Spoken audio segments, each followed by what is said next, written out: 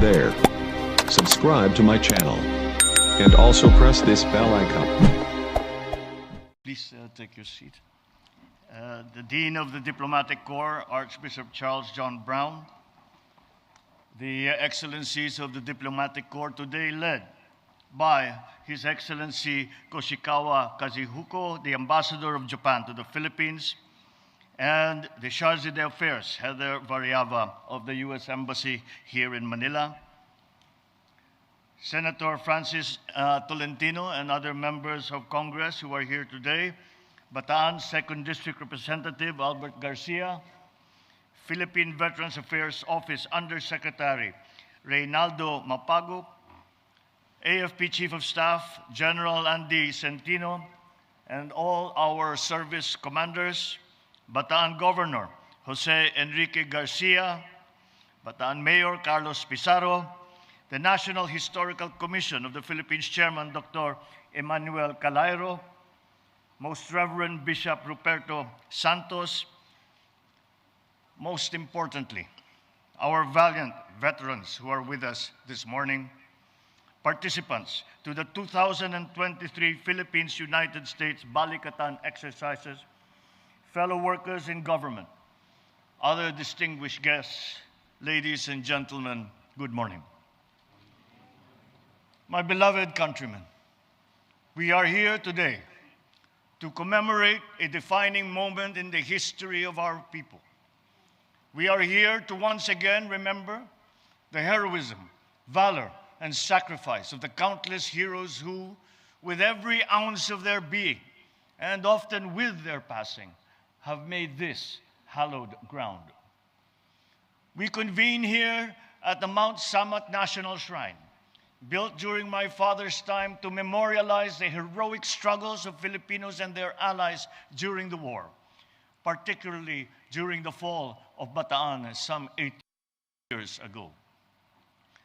Teeming with rich historical and military significance, Mount Samat was a key part of the plan to defend the Philippines through the so-called Plan Orange. Look to Corregidor Island and Peninsula as the ideal strategic locations from which to defend Manila. It served as a key observation over the entirety of Bataan and as the bastion of our resistance against the enemy.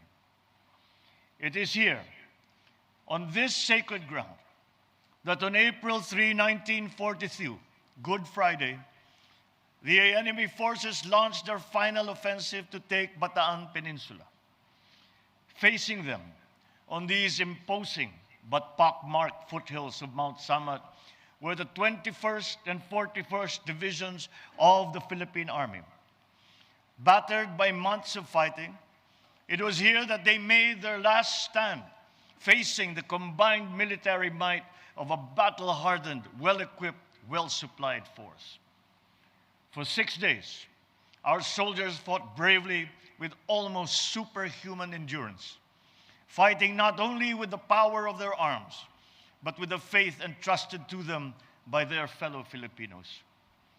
After days of the fiercest fighting yet seen in this theater, our brave soldiers yielded to the superior force of the enemy, with heads bloodied but unbowed, earning the respect of both their comrades and their enemies.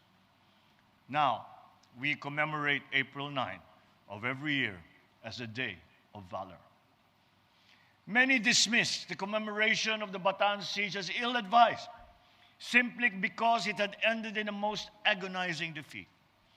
But we cannot agree more with our historians, because what we had lost in this incipient battle and had not finished the war had yet to be won. We lost great men and women during that time, ending with a death march. Our most important triumph, though, was that we kept on fighting and that we never lost hope. It has been said that it is inappropriate that we celebrate such loss. For although we lost the battle, the fall of Bataan marked the beginning of the Filipinos' resurgence as a fighting force to defend and to take back the land of their forefathers. Meanwhile, the ferociousness with which Filipinos fought for their country diverted enemy forces from action in other countries around Southeast Asia. Also, the fall of Bataan triggered a series of events spanning 3 years of patience, resilience, and physical and mental toil, during which Filipinos regrouped, fought side by side with their fellow citizens and allies. Citizens from every walk of life quietly and bravely volunteered to join in the defense of our country. It continued with the valiant resistance of our guerrilla forces all over the country, culminating in the Battle of Besang Pass in Cervantes, Ilocos Sur, where the 25,000 Filipino forces, supported by American forces, finally subdued the enemy. In 3 years' time, Luzon would be retaken. The sheer unrelenting spirit of Filipinos working hand in hand with allies overpowered enemy forces' stranglehold over Luzon. Through significant victories at the Balete Pass, Villaverde Trail, and Besang Pass, it ultimately led to the defeat and surrender of the enemy later that year. Our world has turned many times since that war. We live in a different time now. Those who once faced each other in battle now work together for peace. So one might ask, is there still a need for heroes? Do we still have within us Filipinos that character of heroism that has defined us as a people for all our history? We need only look around us to find the answer.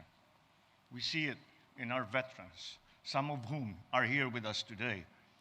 They have passed on to us this shining legacy, this treasure for us to burnish. We see it in the eyes of every child who looks to the future with hope and eager anticipation. The answer lies in every Filipino who toils and sacrifices to feed their families, help their communities, and serve their country. And so, we must celebrate these golden deeds that uphold the spirit of patriotism. Celebrate all the individual acts of valor and of sacrifice. We celebrate the Filipino spirit. We celebrate our countrymen's deep, abiding love of every Filipino. Love for our land, love for our people, and love for our freedom. We have been called upon to stay true to that tradition that Filipinos have demonstrated throughout our history. And so it is today that the spirit of heroism is once again asked of us by our country. Perhaps not in the grand acts displayed on the field of battle, but in the everyday challenges that we must face to defend ourselves, to defend our people, to defend our country. What better example of that Filipino nobility of spirit could there be than what was once again demonstrated in the last worldwide crisis, where our men and women rose to the challenge of facing an unseen enemy, a new global challenge. Once again, Filipinos showed the world our purity of spirit and of compassion by willingly putting themselves in peril in the service of others. So have faith. We can look to the future with confidence, girded with the knowledge that the most noble Filipino quality of heroism is a flame and burns brightly in every true Filipino. For that, we thank our heroes, those who fought and bled and died here. For they have shown us the way, not necessarily an easy way, to make us the best citizens of our republic. So let us tread that path together, united by our faith in God and our love of country. Mabuhay ang bayaning Pilipino, mabuhay ang ating mga veterano, mabuhay ang Pilipinas.